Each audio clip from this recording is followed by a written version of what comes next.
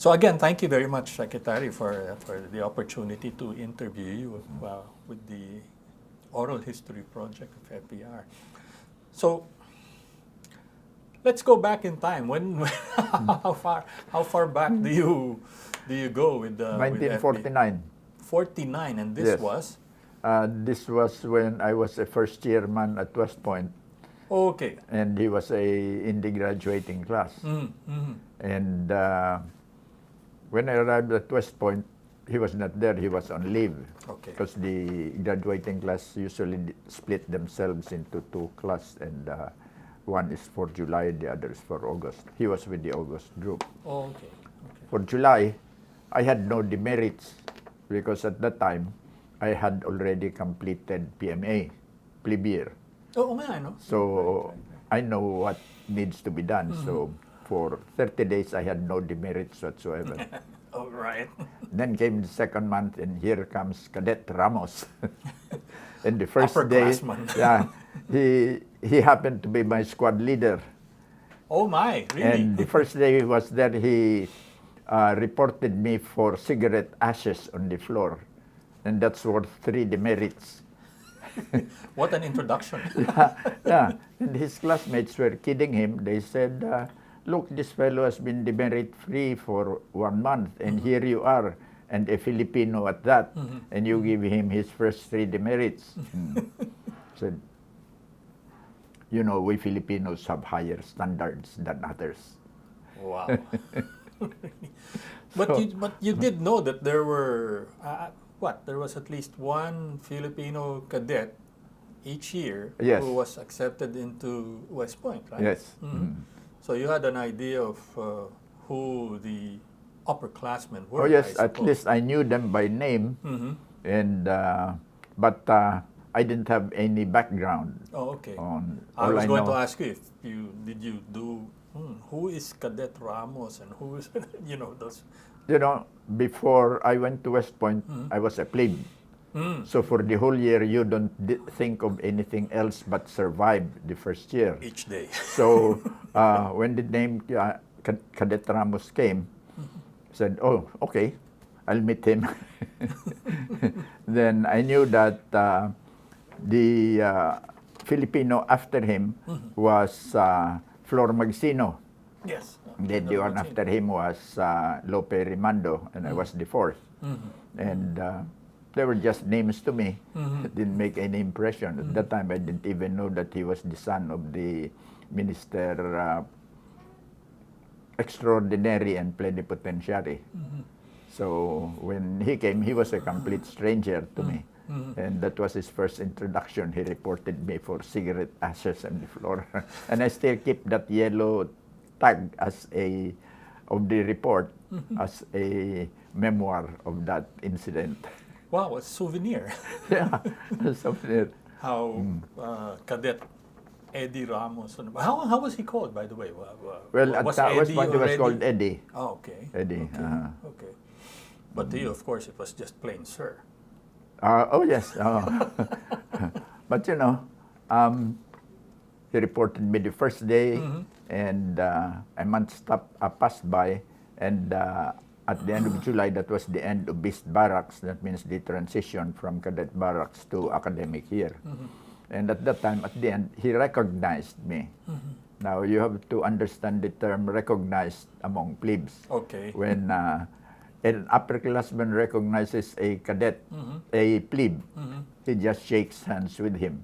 And that signifies that he now considers the plebe a human being that is his equal. Yeah, it's really part of the ritual, Yeah, it's a ritual. And the customs, traditions. Yeah, the customs and traditions of the academy. So you were a non-entity so far. Non-entity during your first year. But you see, compared to PMA was very harsh. Oh, really? And at PMA, there is physical hazing. Not only 1 day, 1 week, the whole year round. The whole year round. But after a while, you get used to it. And you don't mind. So when I went to West Point, I just finished 1 year, and I said, "Oh, it's a relief." Now, when I went to West Point, it was quite a big change, because at West Point there is no physical hazing to speak of, and the upperclassman, when he corrects a fourth-classman, would even say, "May I touch you, sir?" Yeah, that's how they were. So there was no physical hazing, but the mental hazing was something else. My job was, for example, was to study the works of Beethoven, his 9 symphonies, his 5 piano concertos, and then the incidental music that he Who did. assigned this to you? Your my squad leader. Cadet Ramos? No, Cadet Ramos became the platoon sergeant. Oh, okay. So there was another cadet who was, and he was a classical music fiend. And when I studied that music, these were the days of the Victrola 78 RPM records, where you have to change the needle every time you change the piece. And the hours that I spent there listening to luckily the library at West Point had a very comprehensive music library collection. But the time you spend, because these are 78 RPM, and I think practically all of my free time during that second month was spent in studying Beethoven. Classical. So, well, it's a good thing, so that even now when I talk with graduates of the UP Conservatory of Music, would ask me, "How come you know so much about Beethoven? Do they teach music at West Point?" I told them, "No, they don't teach music, but you have to know it for survival." It was a survival course. Yes. But where was Cadet Ramos all throughout? He became your platoon sergeant. Was there, I suppose it was purely professional at first. Was there a time when it became personal, when you became comrades, fellow Filipino as I've said, after cadets? Beast Barracks, he recognized me. So we were more or less on a friendly basis. But you cannot completely remove the feeling that he's an upperclassman and you are a plebe. But and also after Beast Barracks,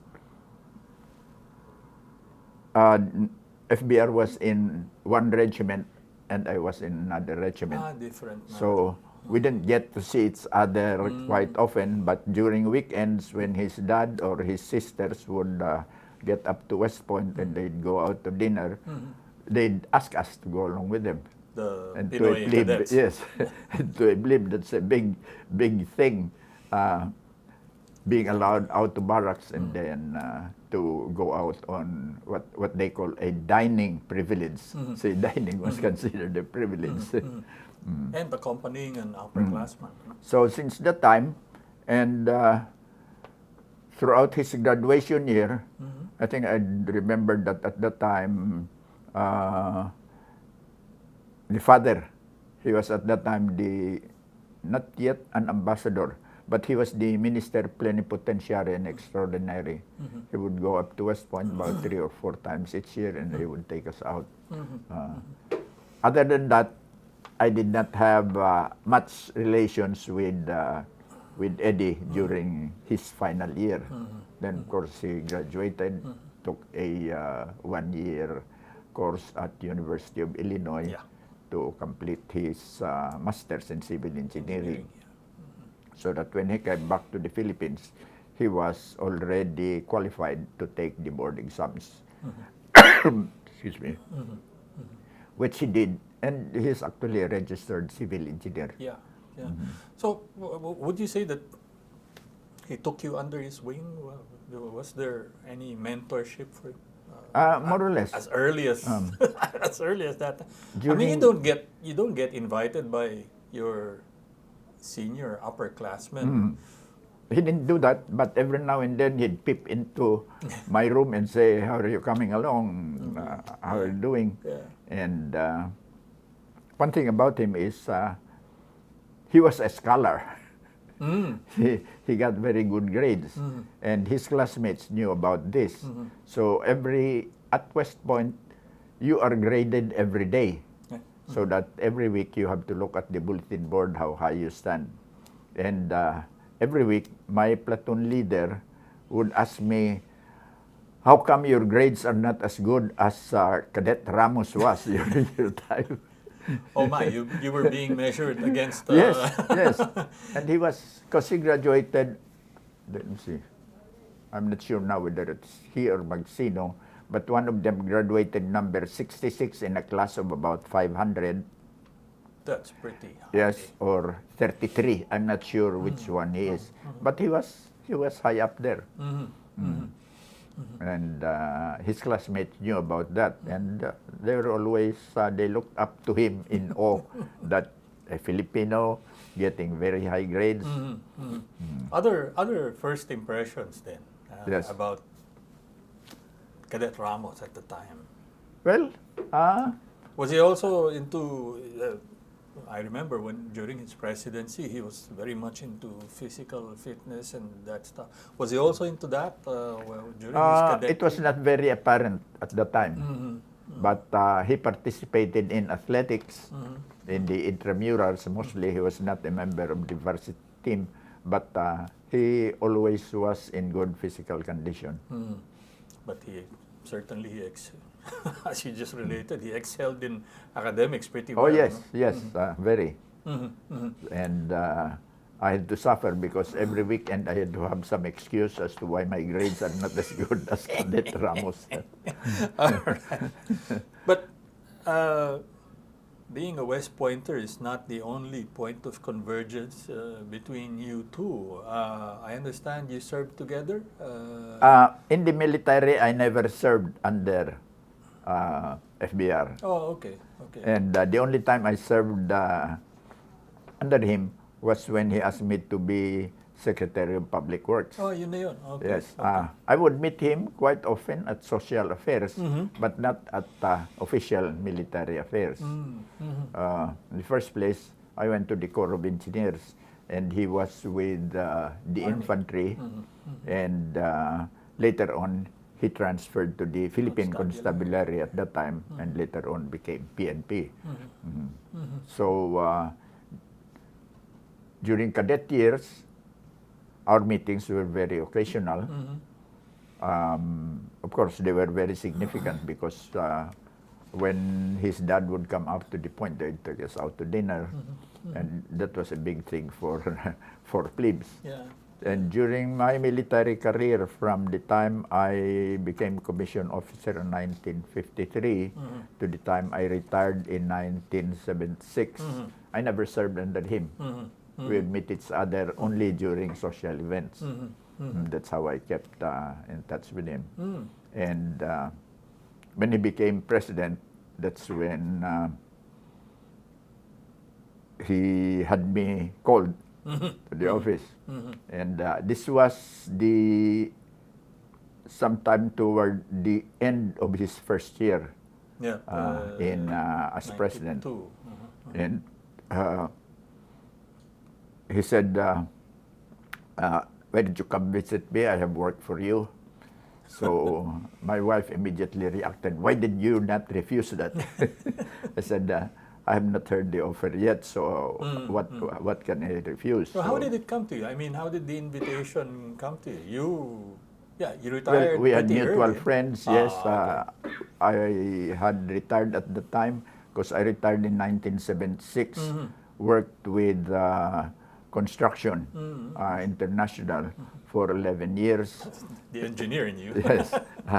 And even during the time I was with the military, my work was really engineering. We were in charge of looking over supervising the construction of all major military installations all over the country. So FBR knew about that. So he knows what I was doing. Because the thing about senior West Point graduates, they usually check on the lower ranking people Their after juniors. graduation to find out how they are coming along.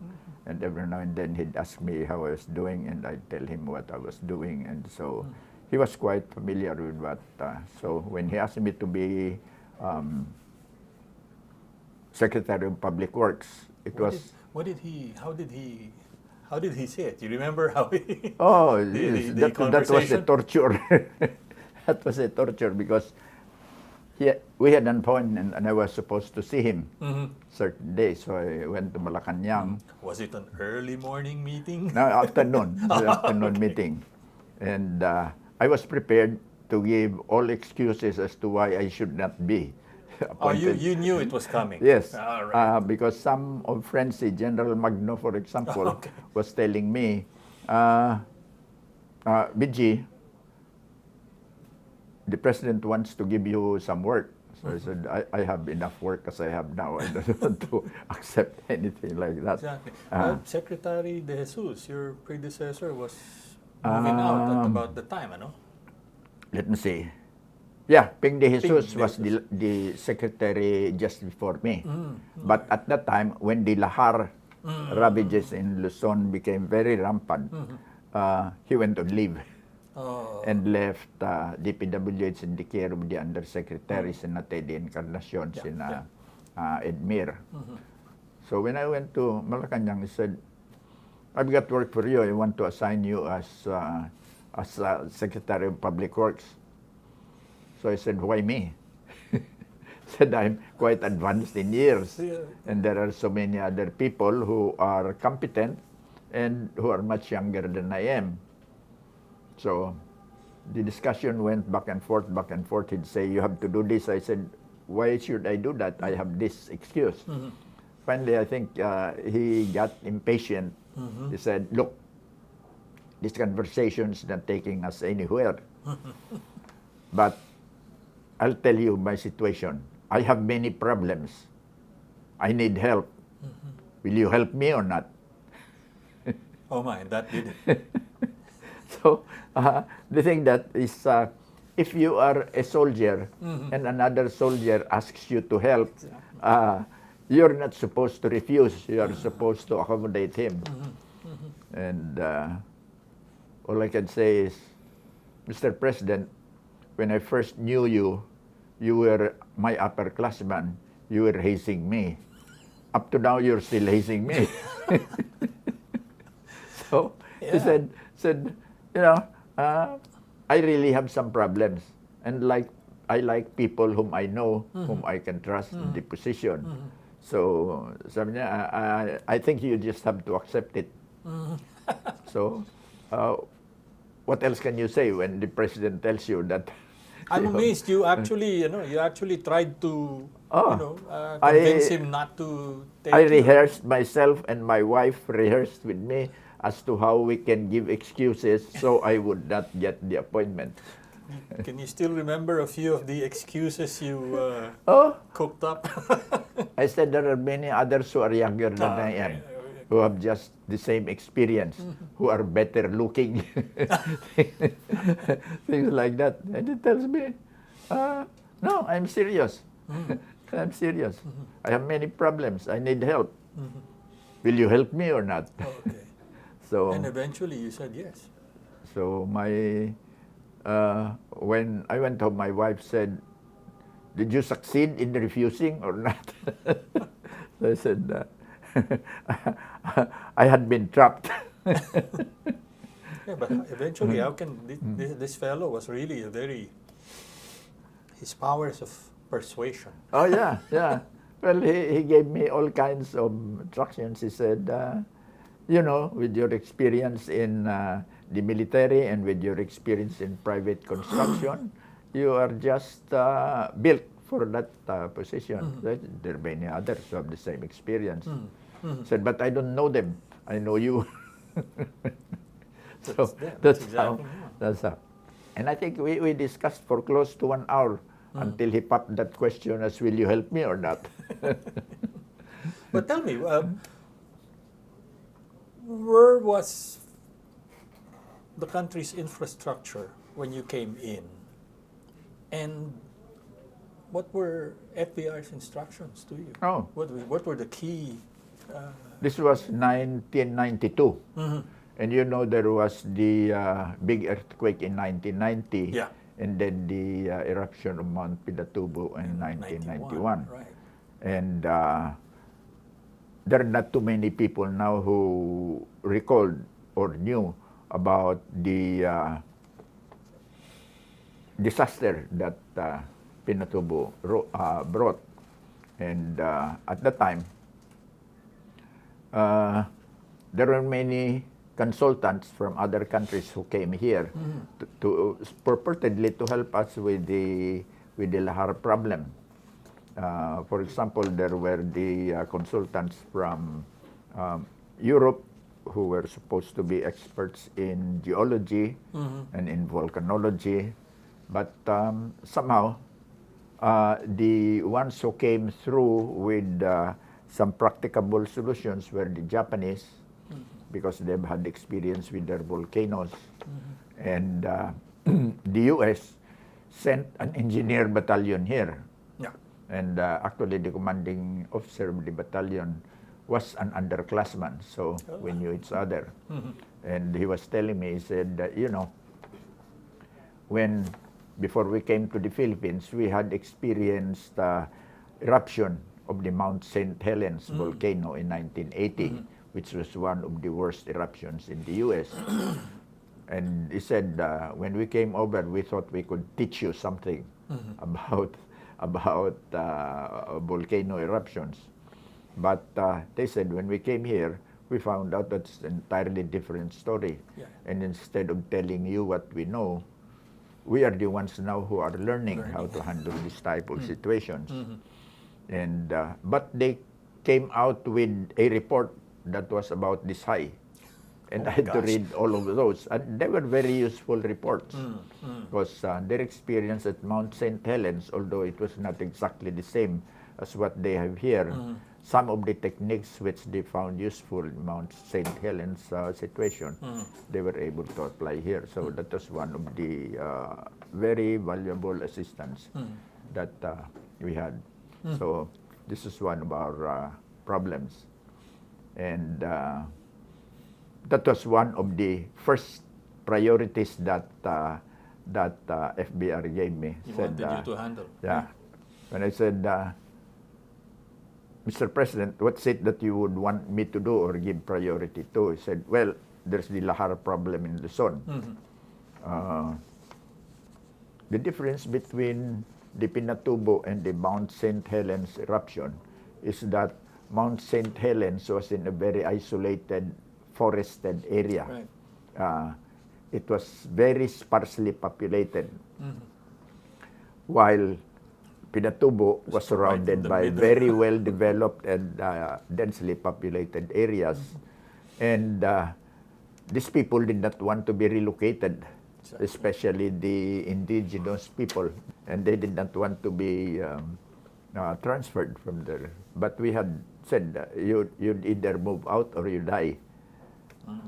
So we set up relocation centers over the rest of Central Luzon. Then also at the time, there were very frequent floods in Manila. Yeah. And I think you'd recall that along UST, for example, floods there would reach up to chest level, and they'd stay that way for 3 or 4 days. Yep. And, remember, they'd call it, ano? Yes. And Ilog España. we had to build big tunnels to evacuate that water. But surprisingly, we were able to do that.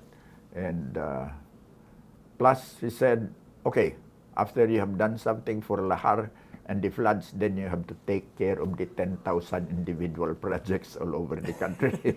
That was the main thing. The roads and bridges, not only building new roads and bridges, but to maintain what is already existing. Not too many people know that a lot of our money goes to the maintenance rather than to new projects. As far as the politicians are concerned, they always want to look at new projects because they can show the people, say, that's what I brought here for you. And in the preparation of the national budget, they would give very low priority to maintenance work, they'd give priority to the new projects. So, and all over the country, you had something like, I would count 10,000 or so projects going on at any time during the year. But since I could not look at all of them, I would concentrate on the few, and most of them were the largest projects that were foreign assisted. So that essentially was my main responsibility. Lahar, floods in Manila, projects in the rest of the country, things like that. But he actually took a hard look at the state of infrastructure in the country, because I mean, he wanted it to be a jump off, a springboard for. Well, you don't have economic development unless you have infrastructure. And actually, we have to remember that he is a registered engineer. Right. So when I come to him with plans for a new road net, he would look at it, and then he has been assigned to many parts of the country, so he knows the terrain well. And when we would present to him alternative road routes, he would look at it and say, okay, you have 3 alternatives there, but you have to consider a 4th and 5th because I knew about this. And sure enough, many times, the alternatives that they presented are the ones that we get to choose eventually. He was a hard boss to work for, was he? I mean, especially in your... Yes and no. Yes and no. Yes, because it was a continuous grind. He said you have to work 8 days a week and 26 hours a day. Oh my. And but one thing good about the president was that I could not see him all the time, so I have to send him memoranda, and I was sure that I'd keep it limited to 1 page. Why so? I mean, some of the other secretaries kind of learned that on the job. What Well, I I'm was getting from used you to is it you're a bit more familiar with the military style. because the technique there is not really 1 page that you submit to him. You show him 1 page where there's a general summary, and then you attach to it the details so that if he wants to look at the details, if he has time for those, then he would just refer to them. But reading only the memoranda would already give him an idea of what is it that you would like him to approve or disapprove. So in that, I'm really amazed that no matter how unimportant a memoranda is, you would be sure that he would read it, and you would know that he read it because he has marginal notes when he returns them to you. Oh, that red pen. So that's a big thing, because you know that what you are thinking about, the problems that you face, he knows about this. And was that something he picked up from the academy, I guess? Or yes, was it yes, something and from the academy and from work in the service. But I think a lot of it also comes from his own personal characteristics of putting things in order, using a few words to describe a certain issue and things like that. Masinop, ano? Masinop. Talaga. And many times, if you put into many things on the memo, the memo would come back to you and with the letter CSW. Okay. Meaning complete staff work. Okay. Meaning there are other people who are involved in that issue whom you have not consulted, so you better coordinate with them and then come back to him and tell him what the reactions of these people are. That was pretty challenging as well. Yes, no? I mean, yes. But it's very rewarding when you work hard and you know that the man on top also works just as hard, and that he is interested in the issues that you have to struggle with, things like those. But tell me about CSW. I mean, that You're right, as you pointed out, and as other cabinet secretaries pointed out. You weren't islands. He insisted that each department was not an island, and No, you you have have to to work with coordinate. everyone else. So it was also CSW, I suppose, was also a mandate for teamwork, Yes, play as a yes, team. because CSW is essentially coordinating with the other people who are related to the issue you are faced with. All other stakeholders or players, Because many times, the people in the cabinet would just give him a report and tell him this is what we do, and they have not coordinated with the people who are. My case, for example, I have to coordinate very closely with the Department of Natural Resources, DNR, Right. and many times they get in your hair because they feel that if you coordinate with them, you are obligated to adhere to what their opinions would be. Yeah. But there are many things that they do not know about the project. So I'd get their opinion, then try to find out which ones really are important to my project, then work them in. Did it ever come to a point where, you were at loggerheads with your counterparts in the cabinet, and FVR had to step in and send you guys to that room? Oh yes, yes. The palace. He will not decide for you. He'll say, okay, you stay in this room, and you work it out. You let me know when you have come to a common solution. And he would not even feed us properly. He'd give us crackers. And that was it. Crackers and Coke. And so you have to work so that you can get out of that room as early as you can. Was it the same room that he would have the aircon cut off so that... No, he didn't go to that. He didn't go to that extent. Okay. But yeah, if there was controversy, play it like a team. Yes. Di ba? Let the participants solve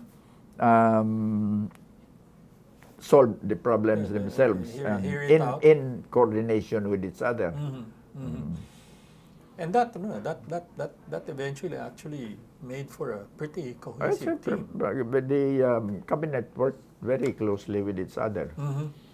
How did he manage that? It was a pretty diverse team, Oh, yes. Secretary. Different if you remember, disciplines, different disciplines, and there were personalities to manage. Oh, certainly. How did he manage that? From your own recall. Well, there are people who felt that they can look down on the other members of the cabinet. Yeah. But after a while, that disappeared because they knew that he has to follow the CSW mandate. So, and I guess he had a way of saying now. always in any organization, it's the personal behavior of the members that pose a big problem for a leader. But listen, this is the issue. You work that out. Otherwise, walang mangyayari. You're gonna be out. Right. Nothing. And I guess, again, the power of persuasion, and I guess the subliminal message was, there's only one boss around here. That's right. And the message was, you guys better work it out. One thing I came up to it, which helped in my dealing with him, was during the cabinet meetings, while the cabinet members would be making their individual reports, if you look at him, it appears as if he is not listening, because he would be writing so many things, and you'd think he is not listening. But every now and then he said, hold that a minute, that's not what the direction that we want to move to. So he's listening and writing at the same time. Now, I devised our stationery so that it was a certain color. It had an orange stream. So if he glances in my direction, he can see that I have something in front of me. So in the course of his writing there and listening at the same time, he would say, oh, Greg, you have something for me. So I'd be able to discuss with him. And he understands the issues very rapidly. He has good grasp of this situation, and he would be able to immediately say, okay, this is go, or there are some things that you have to work out here, things like that. It's very, to me, it was very fulfilling Yeah. working with him, because you work hard, but you know that your efforts are appreciated by the fellow you work with. But I guess you were uniquely situated, sir, among all the other members of the cabinet. You had the same training. Yes. You were in the same institution, cadets, and in the service. You had the same professional background. Right. Both He's of you an were engineer. Yeah, you worked with numbers. You were, Right. Right. and- Yeah, that and- was one advantage, Yeah. I think, that I had over the other and that members kind of of the cabinet. and that kind of thinking just really set you apart. I mean, did you mentor a few of your other colleagues and tell them, Well- that's not exactly the way the guy Yeah, every now and then he'd tell the other members of the cabinet, look at what Greg did on this project. Then, so the others would come to me and you explain to us how this thing comes about. So we were able to help other people, more or less, ultimately work in the same tune with him. Was that uniquely military or? Yes, that's why West Point I am sad when people say he has a military mind, because they don't understand the military mind. The military, in many cases, would deal always with survival. Yeah. And to be able to survive, you have to really crank out your brains to do that. And we just feel that people who are in the military have done works that impact on the daily lives of the rest of the country. For example, if there are emergencies, floods, disasters, things like those, the first thing they call is the military, because it's the only organization that can respond almost immediately whenever disasters. The others are not organized to do that. Yeah. So I just smile when people said, in my particular case, who is VIGILAR? Probably it's just another crony of the president, because they came from the same school. So to a certain extent that was true. We more or less think along the same way. Right. But I feel that the president got me because he saw the work that I was engaged in, and he saw one of the things that he wants to do is not only competence, but character. Because you can have the competence without the character, you're not a real leader. Then you're still inefficient. You can have the character. If you don't have the competence, people will just run circles around you. So you have to have both. You have to have both. But he was and he was pretty- very particular about that. Yeah, right. I was going to say he was pretty particular about the people he selected as members of his cabinet. I mean, that are around him. Ano? And it was a pretty diverse selection. Juan Flavier, yourself, no? Lina Laigo, Cora Alma. Yeah. So, and quite a lot of you actually were,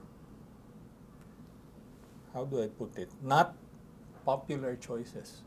I mean, Yeah, that's right. You know, not the in the limelight, in the spotlight selections. No? But when we were covering you, I mean, when we started taking a look at the CVs, at the resumes, this guy's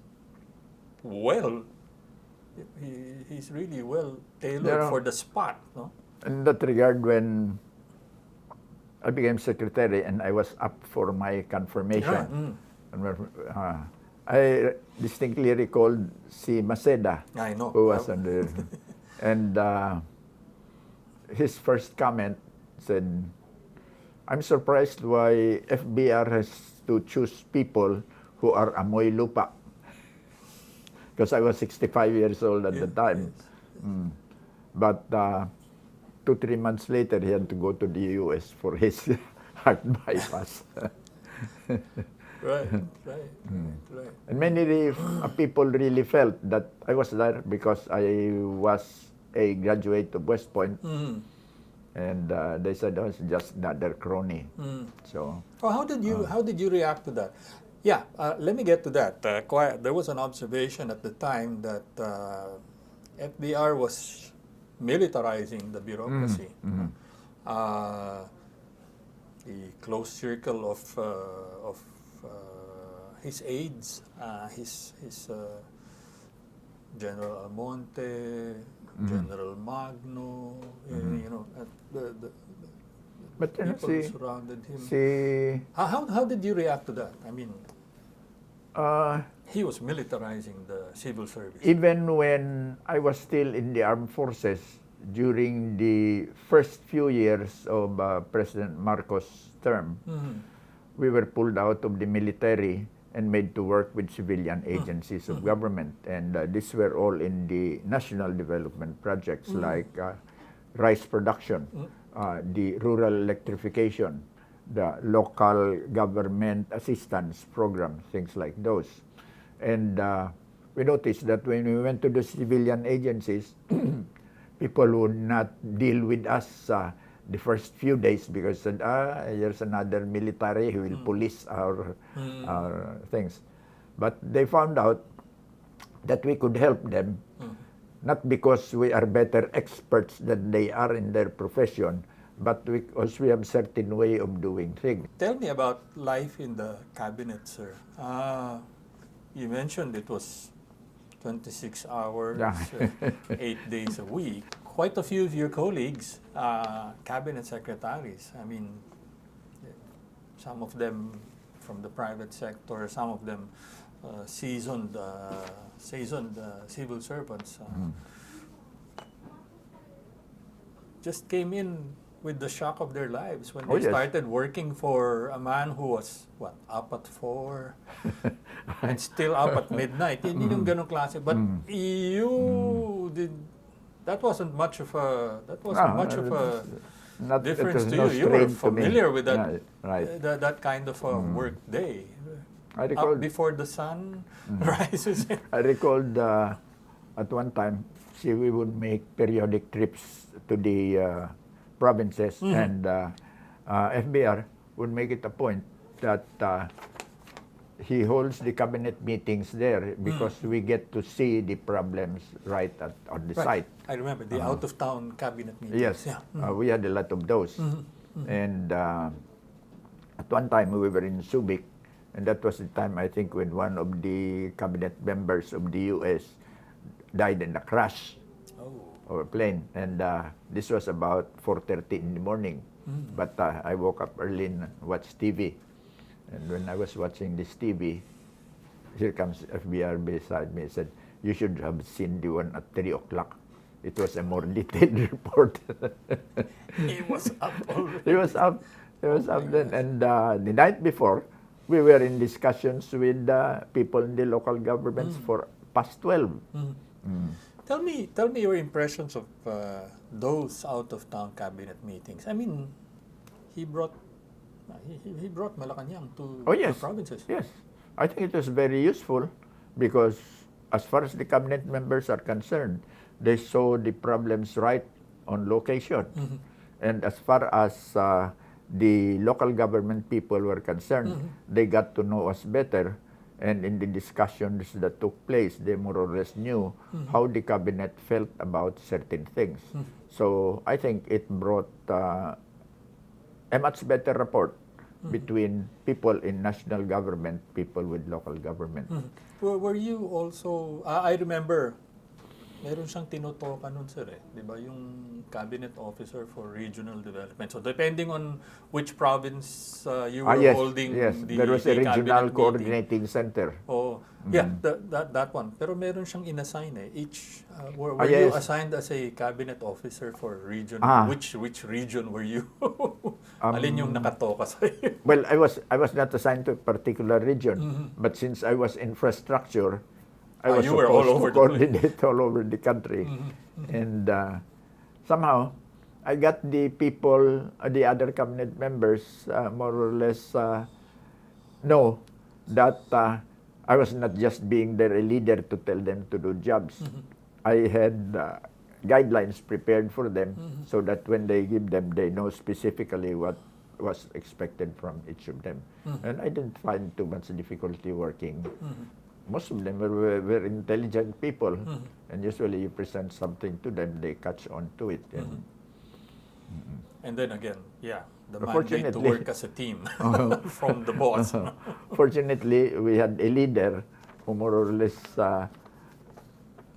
looked over us, did not teach us what to do, but told us to work out the solution of certain problems. Find a way. Quite a few also shared a few of their experiences, especially these out-of-town cabinet meetings. I mean, movements, time and motion, moving from one place Oh, to yes. another. And some of them had close calls and near misses. You had your own, right? Oh, yeah. Let me see. I mean, not that 3 it was days. new to you. You were in the military, so you had your own. Oh, yes. Yeah. You always say that, okay, it's a life-threatening situation, but what the heck, sometime or other, it will catch up with you. I think 3 or 4 days after I assumed office, the president told me, he said he was worried about this continuous asphalt in the Lahar area. And he was worried that the route along MacArthur Road would be closed to traffic. So he said, why don't you go out there and find out some alternative routes in case this type of things happen. And we were riding in a helicopter. And we were, I think, over Santa Rosa, Nueva Ecija. We were actually following the Sacobia-Bamban River. Oh, yeah. Going to Nueva Ecija. And we were flying at about 300 feet so that we could see the roads and other things would be very visible from 300 feet. Low level. Then I was sitting beside the pilot and I said, there's a red warning sign on the dashboard. I said, probably that's a fire signal. But sabi niya, there's something wrong with that warning system. It will pass, it will leave after a while, and sure enough, it lived. But after a few seconds, it came back, and it has 2 engines. There was a signal on the other engine, and this time it stuck. So he said, we are on fire. We have to look for an emergency landing. Yeah. And while we could not see the fire because it was being blown back, but the 2 engines were showing that the engines were on fire. Wow. Now, it's a good thing that the rice was just harvested in the area. After a few days, it more or less was dried. So the pilot said, we are on fire and we have to look for an emergency landing place. As soon as we touch ground, get out of the plane because it's beyond control. So that's what we did. And sure enough, we landed on some of the dikes and we landed upright. So we ran, yes, when we were about 100 meters or so from the helicopter, it just blew up. Oh, my. And the whole thing was burned to a crisp except for the propellers. My gosh. Was this, ito ba yung mga Huey? No, Or this was not the UA. This happened on a Messerschmitt Volco. Wow. And this was supposed to be the Cadillac of helicopters. Oo nga. I recall that General Dumol, who was with me on that plane, was talking with our regional director who was on the same helicopter with us and who was flying for the first time. And he was scared. And he was scared. And General Dumol was telling him, don't worry. This is the Cadillac of helicopters. It has 2 engines. If one fails, there's always the other one. But here And here you are. about to crash. And when we landed, my regional director was trying to get away from my seat, but he did not release the seat belts. So we had to go back and get him out. But we were able to get out of the plane. Now, luckily, this was about 1 kilometer from the road. So we walked to the road. Yeah, to try. And when we were lucky that the congressman from Palayan, I forgot what his name now, was passing by in his vehicle, said, I'm going to Manila, but I saw your helicopter in the air, and it was really burning, freezingly. And they said they were expecting that it would blow in midair. And that was how bad the fire was. Now, said, I'm going to Manila, I can give you a ride. And I had a regional meeting scheduled at that time in Bulacan. And when I arrived at the meeting place in Bulacan, the security guard there told me, get in touch with the president immediately because he's calling you over the telephone about the crash. So I got him on the radio telephone, and he said, what happened to you? Said, well, we had a fire, but we landed, it was a safe landing. He said, what do you mean safe landing? Well, sabi ko, Mr. President, by definition, if it's a landing that you can walk away from, that's a safe landing. He said, stop joking. Call your wife because you're all over the radio, and some of them are saying that all passengers perished. But that was par for the course, you know, for working for FVR. The helicopter was a very important tool for us, especially in visiting the Lahar areas. And if you say life-threatening, this was really a life-threatening situation because Lahar, we had outposts there along the route, and they would warn us that it was building up at this point. And we more or less could know that certain distance along that river, how long it will take for the Lahar to reach a certain point. And if there was an impending Lahar flow, they would notify me at Public Works, and I'd have a helicopter ready to take me. And it takes about 45 minutes from the office to the Lahar areas in the Central Zone. So it was very useful. But then I had to do this even when there were typhoons. Exactly. Because Lahar would flow, especially when there are heavy rainfalls, because of this. And I have to fly, look at the sites, because when there's any disaster at a certain area, the people in that area would always look for the department head to be on the site. Even if you don't bring them anything, as long as you are there, they would say, it's good that you know about this, then you can bring us assistance. So I had to ride the helicopter even in typhoons. But it's not just not just actually in the Lahar areas, but even all throughout the regions. You know? Oh yes, I mean, yes. Your out of town projects. cabinet meetings were, time and motion examples. You had to move from one place the travel to another. was one of the big threats. Travel, because anything can happen to you. Typhoons, your aircraft would crash, or things like that. Or I myself experienced someone taking pot shots at the chopper I was in. If you fly over the areas in Mindanao, for example, where there was the Muslim dissident, you're advised to fly not lower than 1,000 meters above. So you're right, but there are some work where you have to really go down and work at about 300 meters above the ground. And always a risk. Was it all worth it, sir? Oh, I think all in all, I had about 40 years of service in government, about 30 years in the military, then 8 years at public works. I think that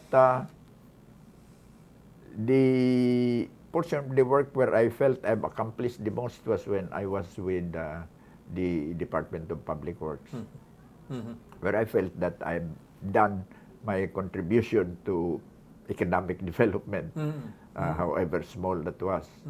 Wala ka bang hindi ka ba FBR pretty much wouldn't let go of you and wouldn't take no for an answer. But I mean, what was it? What was the price you had to pay? I mean, what was it that you had to let go? I mean, it was a very, I suppose it was a very rewarding career already in the private sector. And, you know, suddenly, here's this fellow. When I was working with, after retirement from the armed forces, I worked with CDCP. Right.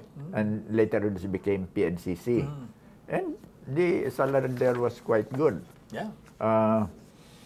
Far better than a government salary. Oh, definitely. I recall that my last pay, this was in 1987, my last pay when I left PNCC, I was receiving 70,000 a month. And when I became Secretary of Public Works, the highest pay I got there was 35,000 a month. Well, that was a salary cut. And the president told me when we were talking about my being assigned there, he said, you know, DPWH takes care of its people, your what you call this, your daily needs and whatever.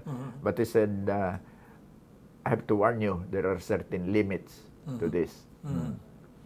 And if I look at it now, DPWH's budget was something like between 100 to 150 billion each year at that time. Very small compared to what it is now. But at that time, 150 billion was a big amount of money. And if you say how much is 1% of that, that is 1.5 billion pesos. And they say, you know, as secretary, there are some ways of getting access to that 1.5 billion. Dipping into that right. pot. But my sister, who was a nun, she passed away about 5 years ago, always reminding me. He said, when you were a cadet, you had the motto of duty, honor, country. I said, I know your things about duty and country are okay, but is your honor intact? And every time she would visit me, she would keep reminding me about this. And aside from that, I was thinking that I'm earning 35,000. Suppose I would earn 350,000. What additional happiness would it give me? How did FVR take to, I mean, you know, he also wanted to reform the bureaucracy, and he put you in a pretty controversial agency. I mean, yes. Public Works was what? Next only to the VIR and the customs, right? Right. So, Right. in terms of the public perception of graft and corruption, I mean, but did he give you any marching orders in so far as, you know, handling that? I mean, how did I don't recall that he gave any. To crack He down just on said, that? I mean, he just said, there are many temptations. You have to walk the tightrope. And what he meant by the tightrope is that if you look at a project in a certain area, you have to contend with the local government officials and congressman. Congressman, it's very seldom that these two would be in agreement with each other. So if you satisfy one, you're at odds with the other. Yeah. And it's very difficult to do that. And FBR warned against that. He said, there will be these things, there will be the temptations, but that's up to you. You take care of it. During the FVR administration, I mean, engineer and all, I mean, you're normally inside the box, but he wasn't quite that kind of a fellow, was No. he? He was always outside the box. And there were quite a number of innovations. Build, operate, transfer, build, lease, transfer, build, own, operate. I mean, tell me about your recall and your experiences of, I mean, it wasn't, I think it was basically bringing in the immense resources of the private sector to come into play. Yeah, the BOT. Make it part of the infrastructure The landscape. BOT concept, and then right now it's not BOT, but it's PPP. BOT, build, operate, transfer. Now it's PPP. Private private-public participation. It means the same thing. He rewrote the book on that, ano? Yes, because the president's thinking at that time was the country needed a lot of projects to be built now. But the financing resources that we have is only limited, coming from the budget, only goes so far. So it was felt that the private sector can bring in their resources, and together we would have a bigger pot to play from. And this is something that many people find hard to comprehend. They've just taken it for granted that government can go into business. But when you compare private and public in running business, the private sector can always run it more efficiently. A big proof of this is this water problem. The water problem, I think, was one of the biggest achievements that FVR did. As early as 1992, he started worrying about the water situation in the Philippines. Not only water supply for drinking water, but the condition of our water, seawater, freshwater sources, that the pollution was really building up. Right. And he started with the summit conferences to discuss the water situation. And then finally it zeroed in on the water supply here in Metro Manila, where at the time that privatization was just about to take place, the situation of MWS's water service was really bad. The area that they were supposed to cover was served only about 65%. Right. Of the water which they piped down from Angat to Manila, treated and distributed, only 65% was not paid. Non-revenue water.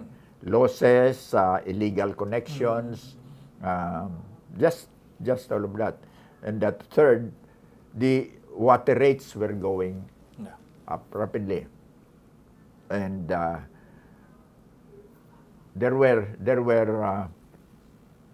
many foreign agencies who came here and said, this is how they do it in other countries, and probably you can adapt some of the methods here. And we were able to talk. When the real privatization came up, we had no president. We didn't know how to do it.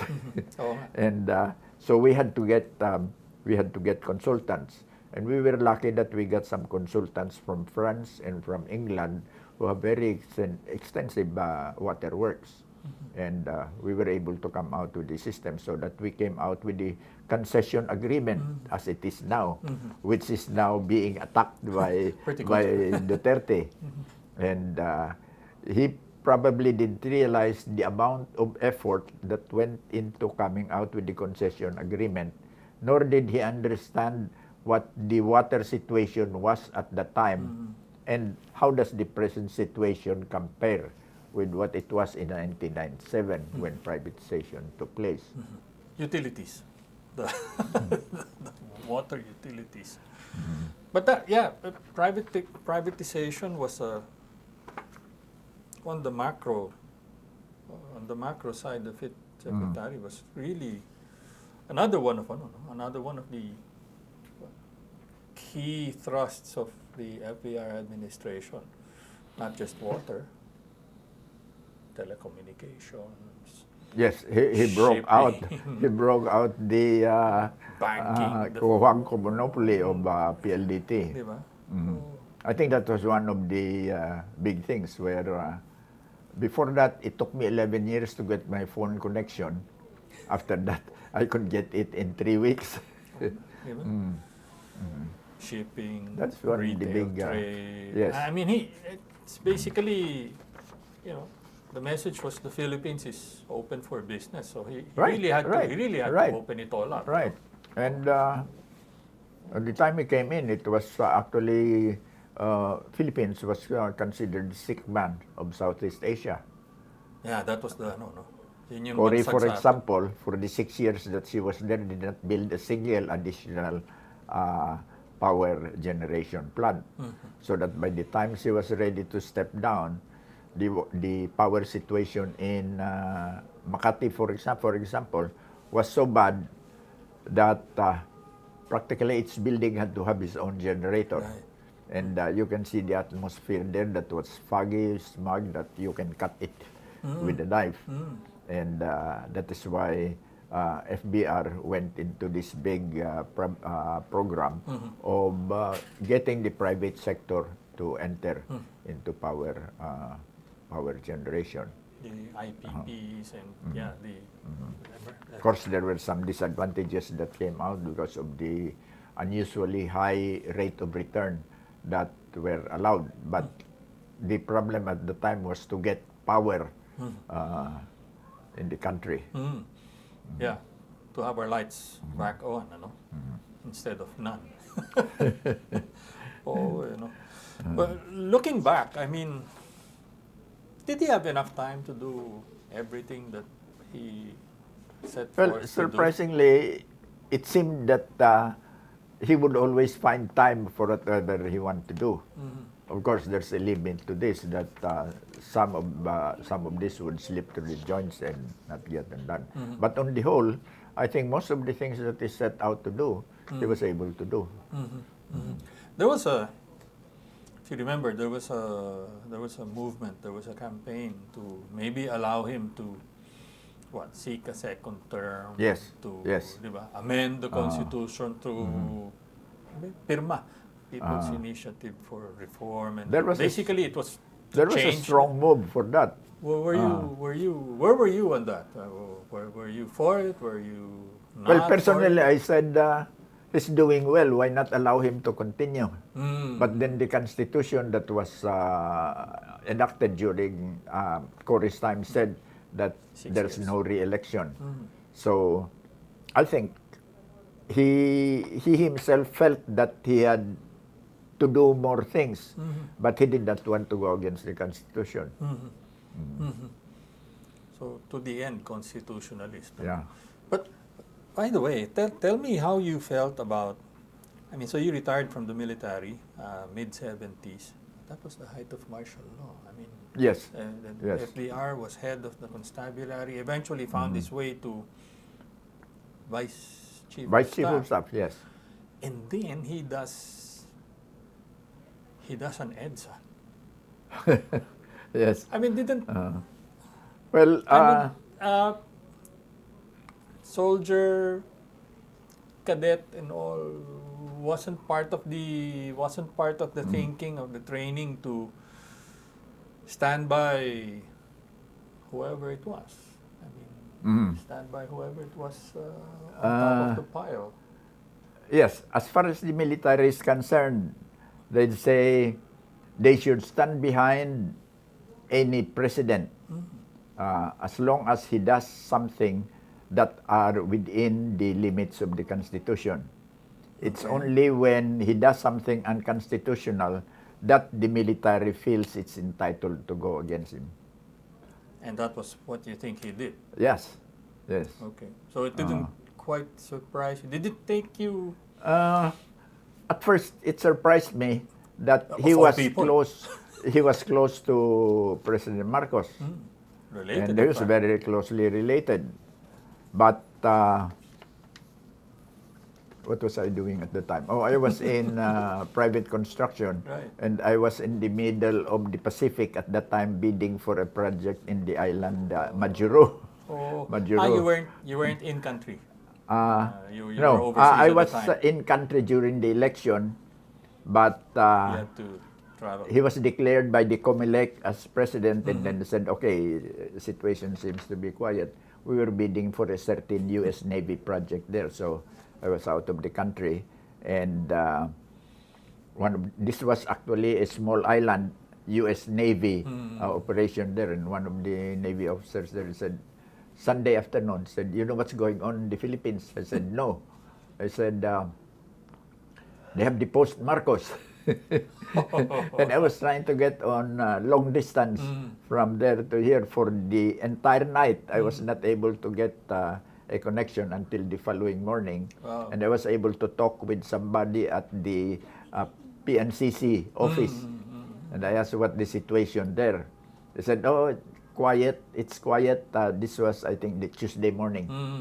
It's quiet, but I said, who is the first division siding with? He said, it's not known, but it seems they are standing fast. And so I asked what was the situation. He said, General Ramos is in Krami, and Secretary Enrile is in Aguinaldo. Oh, okay. And so I said, is it quiet or they're shooting? I said, kasi ang office namin at the time was along EDSA. EDSA, right. And said, no, right now it's quiet, but later during the day, that's when the soldiers started to come in, and then the crowd started to build up and stop them. And that was quite an anxious moment, because I was thinking of my family, what's happening to them. Right. Hindi ka nagulat na, I mean, someone from the academy, someone of Ramos's stature. Well, we were sort of expecting that, but you see, the December before that, there was the matter of choosing who the chief of staff would be. And the president chose General Ver. So we were saying ourselves that this would cause certain problems, but what problem, we didn't know exactly what it was. But then the snap election came. Yeah. And as far as we were concerned, the results of the snap election was good. But the activists said, no, it's not good. And then, Because I personally, I've worked, I was still in government during the time of martial law. Yeah. And I felt that martial law was a good thing at first, when they started imposing curfews, when they started people starting to fall in queues or things like that. And but later on, the military organization who were in charge already imitated their civilian counterparts. So they became the new establishment, and we felt that this would not turn out to be good for the country. But it was really a surprise for many that FVR turned against Marcos. But then I was thinking, if you go back to the motto of West Point, duty, honor, country, I felt that he was following the motto. He was still. He could not do otherwise. What was his I suppose you kept in touch, connected still with the military institution. Tell me what FBR's reputation was. I mean, how was he viewed? What was his stature among the men in uniform, the men in the service at the time? At the time, the military was more or less divided between those people who were aligned with Fabian and those who were aligned with FVR. Di talaga, no? Yes. And many people felt that EDSA could have been avoided had Marcos selected FVR as Chief of Staff. Actually, there was already some sort of a rift between the two.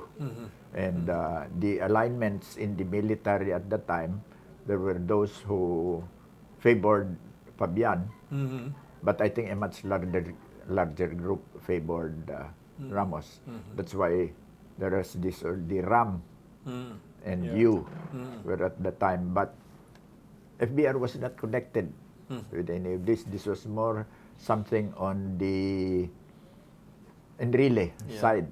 Sina Gringo and the other people who. But when EDSA came, surprisingly, people converged around FBR. What about his decision to, that was a turning point, his decision to go against Mr. Marcos. Shortly after Mrs. Aquino assumed, took her oath, she appointed him Chief National of Staff Defense, of Chief of Staff at first, yes. new armed forces of the Philippines Right. at the time. He retired from the service, but a few days later was named by Mrs. Aquino to be Secretary of National Defense. Yes. And for any other military officer, professional military officer, that would have been the pinnacle. Right. He could have easily taken over himself. Yeah. And many people felt, why does he not take over? and well, the other thing was that, he could have also just, the end of his term, just retired, got into probably a lucrative, well-paying. I think he was still considering what the Constitution provides. Where should his alignment, his loyalty be? And I think he made the correct choice. Of course, with the military, were saying after he did all the work, they just gave it to Cory on a silver platter, and later on, the administration did not really treat the military and give it what it deserved. But I don't know, as far as FBR was concerned, the Constitution still was the main thing. And You he have to stood by abide her. by the Constitution. No? He stood by her. 7 coup attempts and all. What about that decision to run for president? Was that something that caught you unawares, or was it something? We had some sort of a premonition that he would run for president. Talaga? Because before the elections, he would be speaking at different engagements. And there was the popular thing of, there are thousands of signatures for you to run as president. What's your position on this? And they would say, let them do all of the things. As far as I'm concerned, my responsibilities as Secretary of National Defense, and I'm attending to those. Then he would jokingly say, how many signatures did you say there are? Within your circle in the military, or your connections in the military, did you suspect that, it was a front, but, underneath all of that, he was laying the groundwork? Yes, there was a group in the military who already started saying Ramos for president. I guess I felt that it was not correct because first, a military man to be president, I did not feel that the people were ready to accept. That's the condition at the time. And many of those who were actually running were my close friends. But I sort of distanced myself from this because I was doing private construction, and said I am okay where I am. I don't want to be involved in things like those. And my initial reaction was really he should not be president. Talaga? Yes, that In an because he is in the military for that sole Oh. reason that he is in the military. But then he gave me the job, so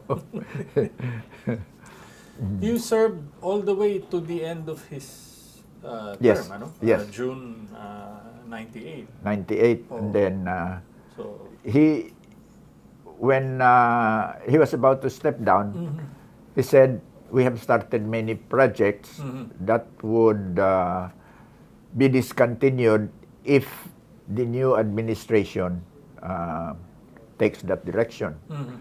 He said, "I understand that the people of Erap want you to stay." Oh, okay.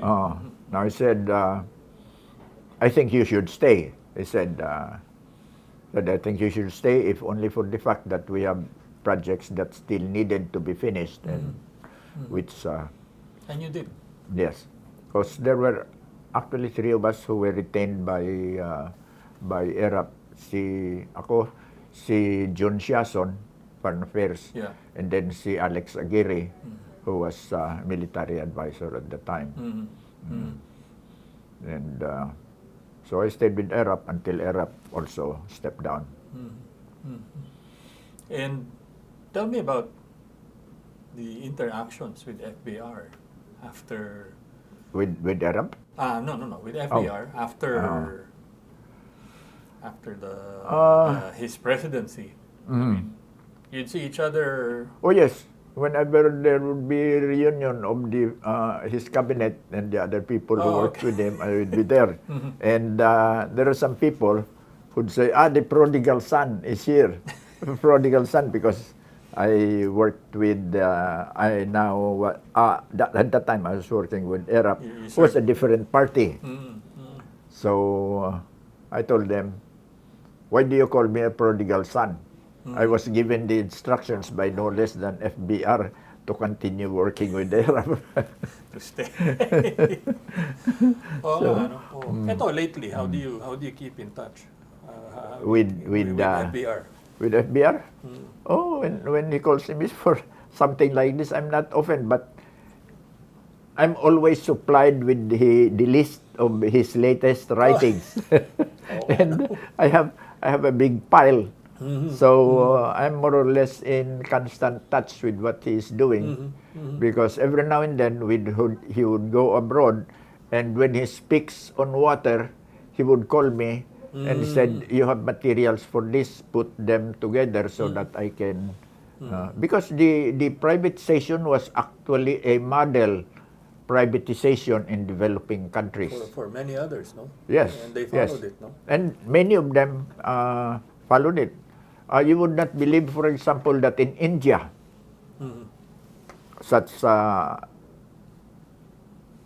well, not really you would not say an old country, but one with very ancient culture, would not believe that we here in Manila have 24 hours continuous water supply. Can you believe it? My chief of staff at Public Works, Mark Dumol, for example, who was really hands-on in the conduct of the privatization movement, would usually be called by ADB to lecture to developing provinces on, because it was a model. It was a model privatization thing. And So, in India, when you go there, see, Mark Dumol was telling me, said, when I talk with 24-hour water availability here, the Indians would shake their heads and they could not believe it, because in Delhi, they're lucky if they can get 6 hours continuous supply of water. the aura kasi. Yes. That's how difficult, that's how luckier we are than other countries because of the water supply. But it's something that now it's being pilloried as as onerous. So you talk about water utilities. What else do you know? What else do you discuss about when you do meet up with him? Well, we discussed the things, and we'd say that these things are right, these things are not right, and we would say that, he would always say that had they did this way, we would have less problems now, things like that. I still think that water is one of the biggest achievements of FBR. It's calling attention to the fact that our water supply is imperiled and that we should do something about it immediately. Secretary, what do you share most with your tour of duty with FVR? Well, I keep saying that I was with Public Works for 8 years. 6 of it under FBR. And I keep telling them that I felt that the best contributions that I have made to the country's development, if I did that at all, was when I worked with Public Works. And most of it was actually under the leadership of FBR. One of the things that I remember distinctly was that he never told me specifically what to do with certain things. He would just say, this is the big objective. You do what you do. Work on the details. You do. What do you think? I mean, you've already mentioned water. What do you think? What else can be said is FBR's greatest legacy as president, as civil servant? What is the FBR legacy to you? Certainly water. Now, at the time, lahar, the mitigation of the lahar effects was essentially through his effort. But people have very short memory.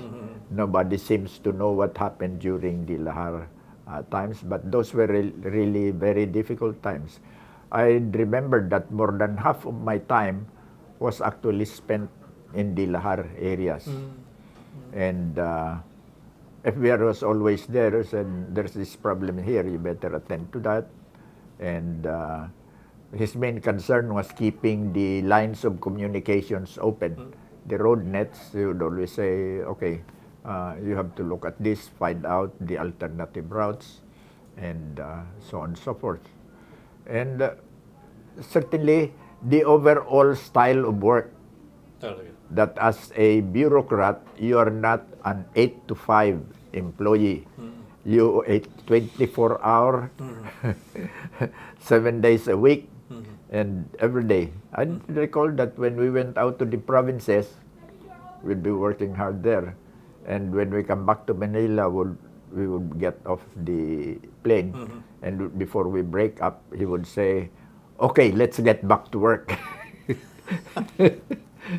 As if we were not working. Driven. Yeah, you would say he's a slave driver. But he was a different kind of a slave driver. Actually, as far as I was concerned, I enjoyed working with a person like that. Because I would give him a steady stream of memoranda on what's happening with this or that project. And I was always sure that I'd get back the memorandum in return with his marginal instructions there. So I know that he knows my problems and that he is there for support. Looking back at it all, Secretary, and knowing all the challenges now, on hindsight, would you have still gone to FBR with that long list of excuses that you don't need me for this job, you can get someone else? I find it amusing now when I think that I prepared very meticulously the number of reasons why I should not be a Secretary of Public Works. Because even when I was with the military and we were working on the construction projects all over the country, and I noticed that the contractors aged very rapidly, I told myself at the time that this is one thing that I would not do, to get involved in public works. And yet you did. And the other thing is that they say public works is the dirtiest. But that thing has to be looked at deeply, because if you look at the shenanigans that are not going there, it is not initiated by the people in public works. I would think that it's from the civilian agencies of government, because one side would make certain demands, the other side would make other demands, and the poor district engineer, who is our frontline man, Yeah. has to make do. And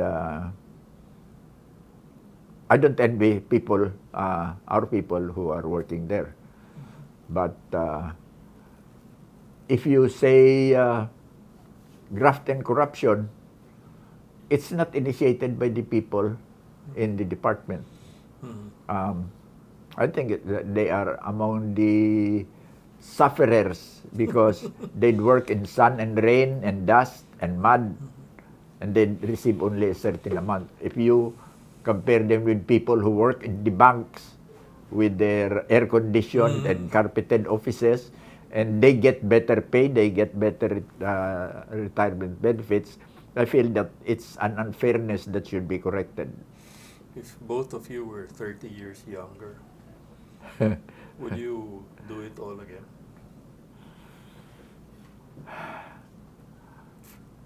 I keep asking myself that question, and every time the answer is, I think I'd do it again. Oh my. Yeah. This interview is a long time coming. Thank you very much for the time, and especially for all the insights, Secretary. Maraming salamat po. Oh, very welcome.